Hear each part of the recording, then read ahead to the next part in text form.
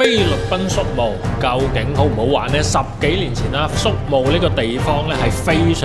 常之出名嘅。咁啊，裏邊咧係極多大片，包括007啦，或者等等好多國際嘅大作，亦都包括阿凡達有好多喺裏邊係採景嘅。咁第二個我哋最關心啦，成個酒店方面啦，咁啊成個酒店咧當然裝修非常之豪華啦，客房靚仔，全部望海啦，同埋佢呢度有一個好特別嘅一個節目啦。我一嚟咧就睇咗一個 boxing 拳擊嘅節目，其實咧都係幾刺激嘅，因為咧菲律賓嘅拳手咧喺全世界咧都非常之出名。咁下一 part 當然係景點啦，其實我哋咧亦都咧去咗呢個資生堂島，資生堂島咧就係半日遊咁樣樣。咁啊裏邊都係老規矩啦，浮潛啊、釣魚啊、捉海膽啊、上島食海鮮，同埋我哋叫一隻泥蝦帶到圍到70蚊人民幣。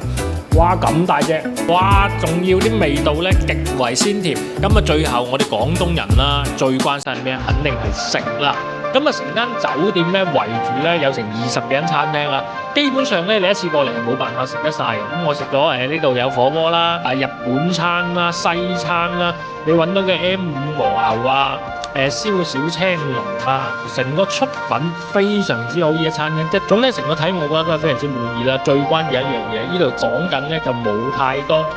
我哋嘅國內嘅旅客過嚟呢度啦，呢個係我最中意，因為出國我就要揾翻出國呢個感覺。